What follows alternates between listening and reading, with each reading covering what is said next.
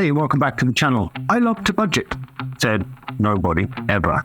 As an activity, I'd say budgeting ranks just above scrubbing the toilet and cleaning the gunk out of the washing machine door seal.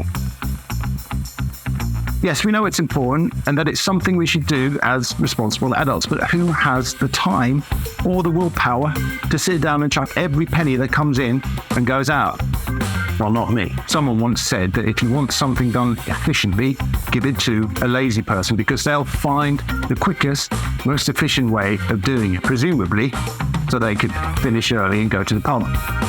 So in that spirit, here are 5 ways to budget for lazy people. Let's just get it done and get out of here, okay? But on your way out, could you boink my like and subscribe button? Thank you. Number 1, adopting the right system. Forget tracking every penny in a bottom-up, tedious nightmare. Adopt a top-down approach that gives you loose guidelines.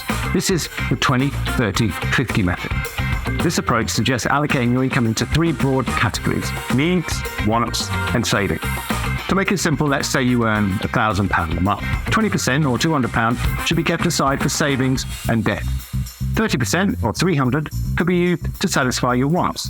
And 50% or $500 should go to needs. So let's look at each of these in turn. The first category, representing 50% of your budget, is dedicated to your needs. Those essential expenses that are crucial for your well-being and survival. These include housing, utilities, transportation, food, healthcare. It's crucial to prioritize these needs and ensure they are covered adequately within the 50% allocation. Remember to consider any fixed expenses such as subscriptions or memberships that fall within this category.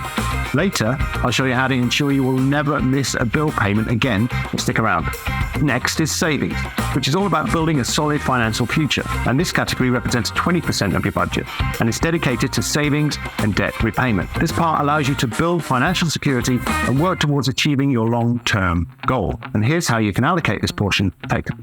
Prioritize building an emergency fund to cover unexpected expenses. Aim to save at least 3 to 6 months worth of living expenses. Next is debt repayment. Allocate funds towards paying down high-interest debts, such as credit cards and personal loans. Next is retirement savings. Contribute to retirement accounts like pensions or an ISA to secure your future. And then finally, look at investments. Consider investing in low-cost index funds, stocks, or real estate to grow your wealth over time.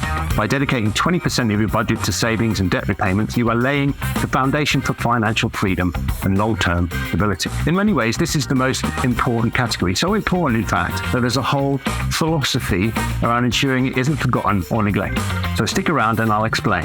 First, we get to the fun part, enjoying life's pleasures. The category representing 30% of your budget is dedicated to your want, those discretionary expenses that bring you joy, entertainment, and personal fulfillment. Now, this might include dining out, enjoying meals at restaurants or ordering takeout, entertainment, going to the movies, concerts, or sporting events, and enjoying hobbies or recreational activities. So this is the fun part, and it shows that budgeting sometimes has an upside. Knowing you have a set amount put aside each month allows you some guilt-free spending.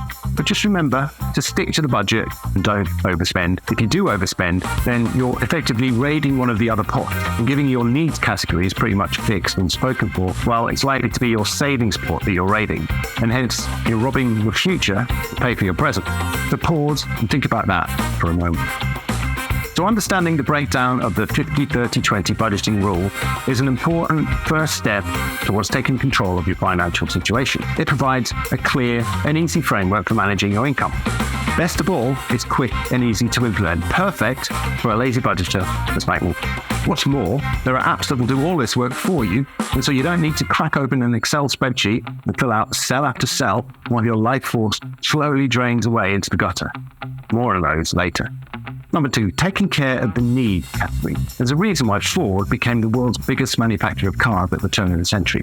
It was automation, and what is true for manufacturing is also true for personal finance.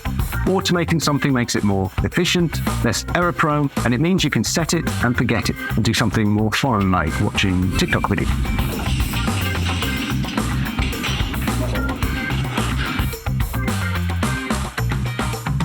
So take advantage and set up automatic bill payments with your bank or through online payment platforms. Most utility companies, credit card issuers, and loan providers offer options for automatic bill payment. By doing so, your bills will be paid on time each month without you having to remember the due dates or manually initiate a payment.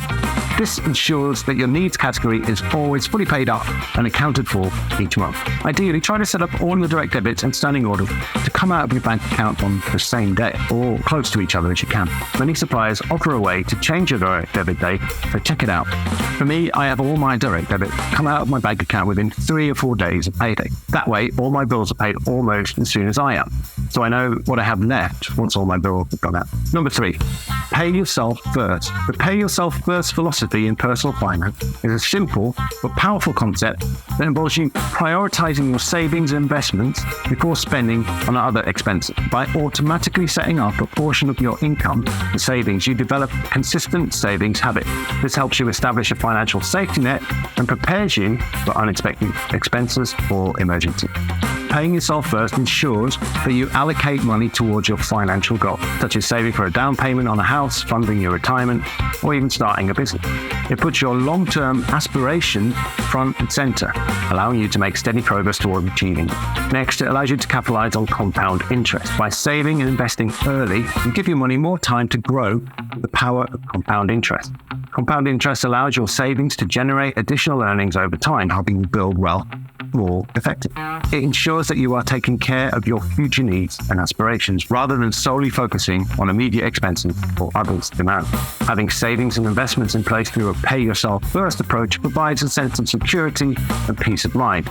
It reduces financial stress and gives you greater control over your finances. It helps you break free from living paycheck to paycheck and creates a path towards financial independence and freedom.